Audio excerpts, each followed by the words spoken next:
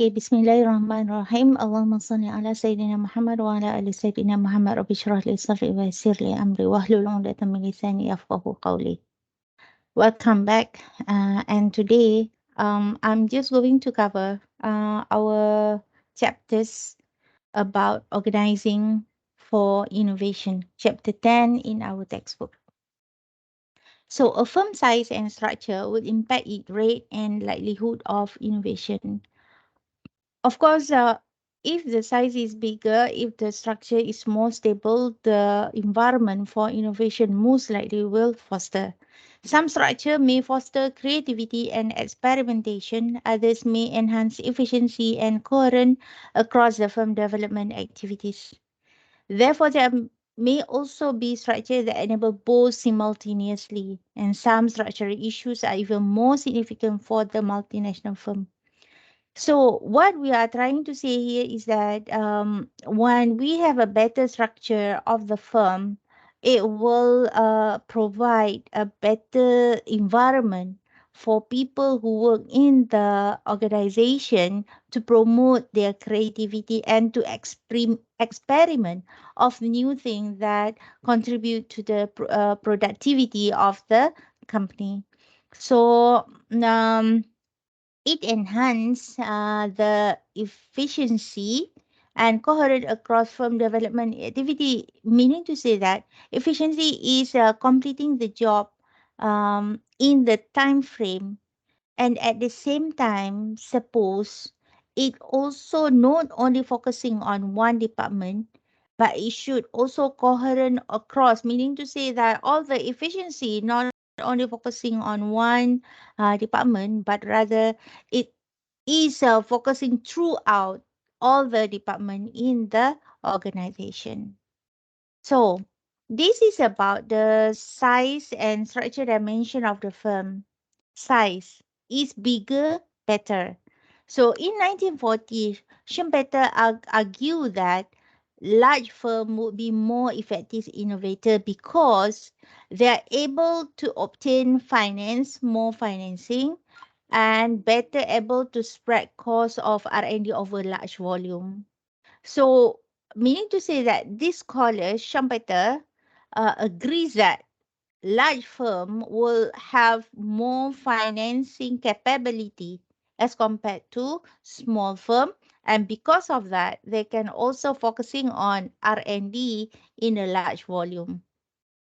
And large size may also enable greater economic of scale and learning effect. Meaning to say that when we are working in a large firm, it allow the workers in the firm to have a learning curve that is better as compared to smaller firm.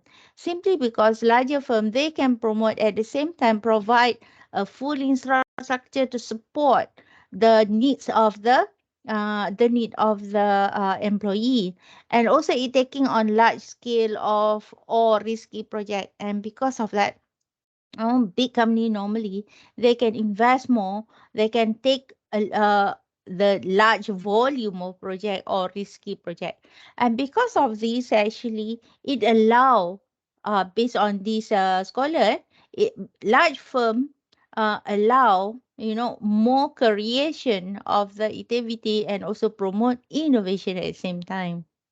However, large firm might also be disadvantaged at innovation because R&D efficiency might decrease due to loss of managerial control. So if the people or the management people in the organization is not able to control, okay, they are not able to control the, for example, all the project, R&D project, they are not able to control the timeline and so on, it will lead to loss instead of getting profit. So large firm have more bureaucratic in nature, meaning it is kind of normal for every large organization to have more bureaucracy, bureaucratic, meaning that the level of, for example, getting approval is more. So more strategic commitment tie firm to current technology because of this. Okay, it's not easy for the large firm to change their existing technology, while small firm often considered more flexible and entrepreneurial. So small firm has a shorter decision making, and they can twist their decision faster to grab the opportunity. So many big firms have found ways of feeling small. So they break overall firm into several subunits. It can utilize different culture and control in different unit. So there are some possibility also. Some big firm they started to form a small firm or subunit, and they are trying to rearrange in a way that each of this subunit will have the autonomy to make decision and also to control their own finance. Okay, so this is about theory in action in which I will skip. So structural dimension of firm, also it has what it call a formalization, the degree to which the firm utilize rule and procedure to structure the behavior of employee. So basically, firm the degree of which a firm utilize rule and procedure to structure the behavior of employee, meaning to say that structural firm that have a proper structure, they will have a clear cut of rule and procedures. So it can substitute for managerial oversight, but it also can make the firm rigid. You know why? It means that some of the procedure already well known by each of the employee, in which managers do not need to really really check or observe of the behavior of the employee. I just give you one example. Our clock in, okay, already been replaced by online clock in, for example. So if the management don't need to oversee of what you are doing, especially if you clock online, the system directly captured your GPF from where you clock in, what time you clock in. If you have difficulty or you don't have difficulty, it's very straightforward, in which this particular observation and pemantauan, meaning to say that the overseeing of the behavior already been controlled by the system. So that's what it means. And standardization is the degree to which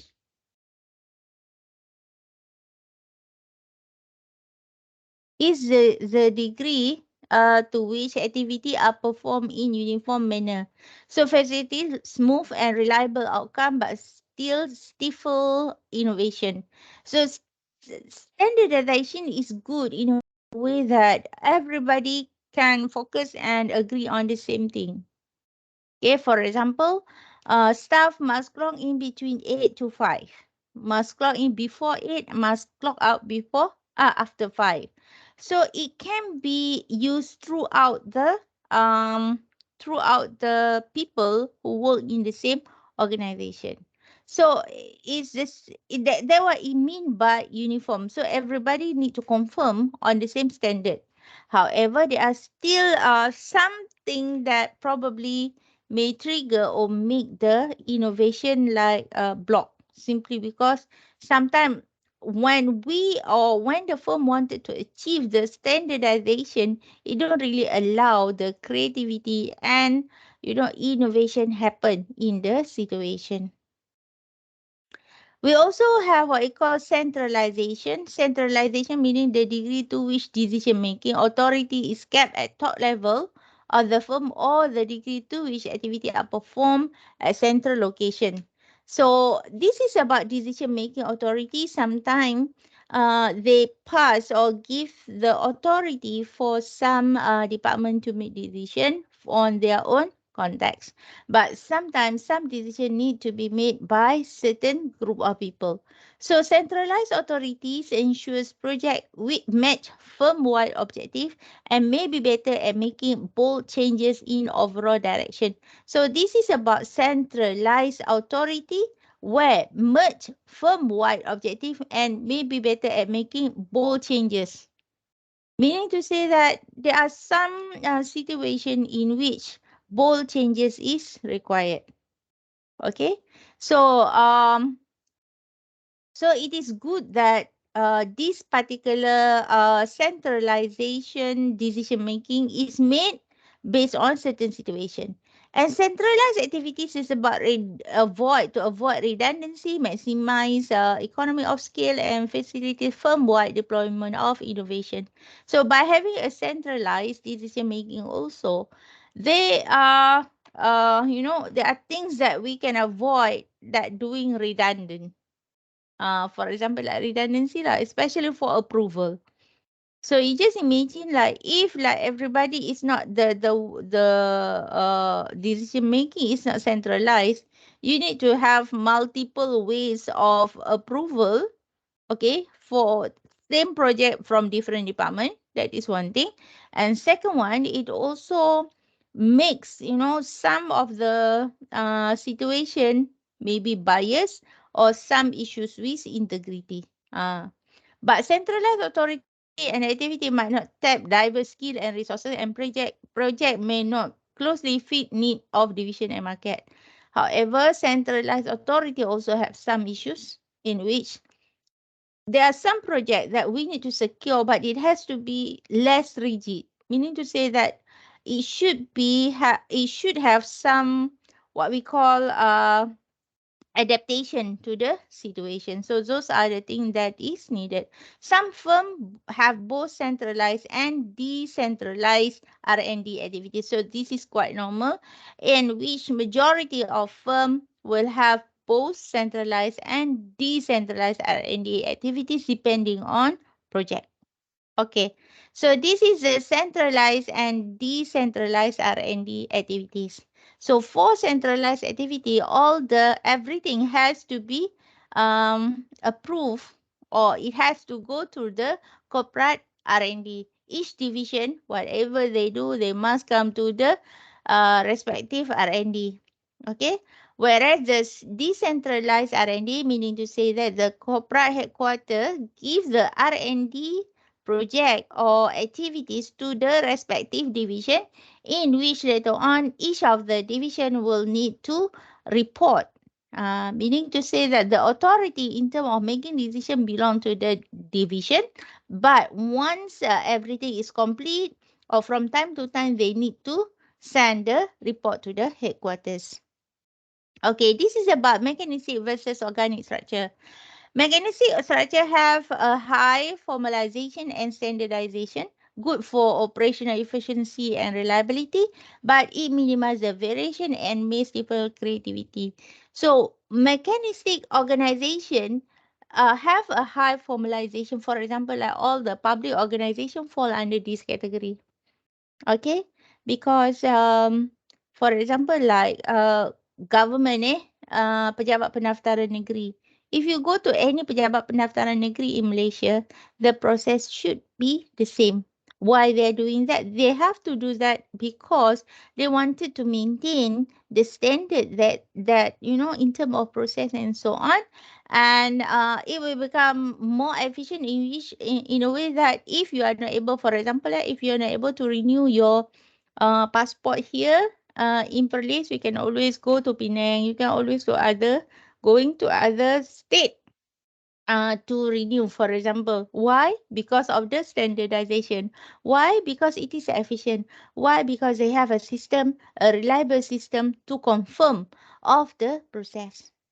Okay, organic structure have low formalization and standardization, described as free flow. So it encourage creativity and experimentation, may yield low consistency and reliability and manufacturing. The good thing about organic structure, also it has both pro and cons. Pro because it will encourage creativity and experimentation because of less standardization. So in terms of decision making, what do you want to do for the organization? So it's up to you. However, there are some problems with consistency and reliability. That is another issue that firm must consider, in which that, yes, it's good to promote creativity, but at the same time, there are some other problems that may come in. That's why most of the time people don't really focus like truly mechanistic structure or truly organic structure. So this is size versus structure. Many advantages and disadvantages of firm size are actually due to structural dimension of formalization, standardization, and centralization. So large firms typically make greater use of formalization and standardization because of challenges of oversight. Large organization very difficult to control. So it requires certain procedures, certain standardization so that some operation can be like, for example, be done automatically, either through the procedure or through the system. So the ambidextrous organization is the best both word, where some division, for example, R&D and new product line may be small and organic, others are large and mechanistic. This structure suggests that in each of firm should have both large firm and also, large department and also small department. So small department that require fast decision making such as R&D, it should be in a form of organic, but those departments that need procedures and standard, it should be more mechanistic. So it can also alternate through different structure over time. Okay, this is the second part of this chapter. It's about managing innovation across border. So centralization versus decentralization is a particularly important issue for multinational firms. So foreign market offer diverse resources and have diverse needs.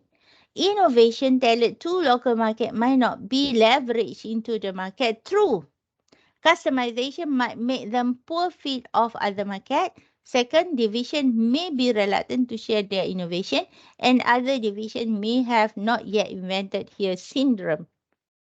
So this is about how the firm need to manage the innovation across border, meaning to say that the innovation is happening not in the location where the firm is located, but actually it happened outside or beyond the geographical border. So this is particularly important for the foreign market for multinational firm. So when we are discussing about handling the firm between local and abroad is very different, because sometimes the customization of things may be easy in the home country, but it is not that easy when it move abroad. Okay, for example, like if McDonald wanted to open up what we call a premise in India, for example, they have to do lots of changes, particularly when it is related to the product offered. So because in India, majority of people don't take beef, so customization is needed. Okay, so division may be reluctant to share their innovation. This is also another issue where people from the home country refuse to share their innovation mind or their innovation solution to another country, to the company at the foreign land. And other division may have not invented here syndrome, in which that the people in the foreign country refuse to accept the invention. So Butler and Gosher identify four strategies of multinational innovation. The first one is Center for Global, where all R&D activities centralize a single hub, such as tight coordination, economy of scale, avoid redundancy, develop core competencies, standardize, and implement innovation through firm. Center for centralized a single hub, meaning to say that firm will focus on the R&D activity at one location, in which everybody need to come here to this one location, and the firm only focusing on handling and controlling that one location. That's why we have here in terms of tight coordination, economy of scale, avoid redundancy, develop core competency, and so on. Because of this. Second one is local for local, where each division does own R&D for local market, assesses diverse resources, customized product for local need. So we can see even a small thing like McDonald. McDonald actually offers different thing, different offering at different place. Okay, if we go for example outside Malaysia, we cannot find nasi lemak McDonald. So those are the things that some of the product developed only for the local market. And locally leverage where each division does own R&D but firm attempt to leverage most creative idea across company. So accessive diverse resources, customize product for local need, improve division of innovation through firm and market. Locally leverage meaning to say that when one department already achieves certain creativity and they adopt it well, meaning to say that they are going to leverage or make other people started to adopt or use the same system. So even in UITM, for example, there are certain system actually being deployed at certain branch. But once the system is stable, that system will be upgraded and will be used by other UITM branch too. That's what I mean by locally leverage. Globally linked centralized R&D lab, but each play a different role in firm strategy and coordinated centrally.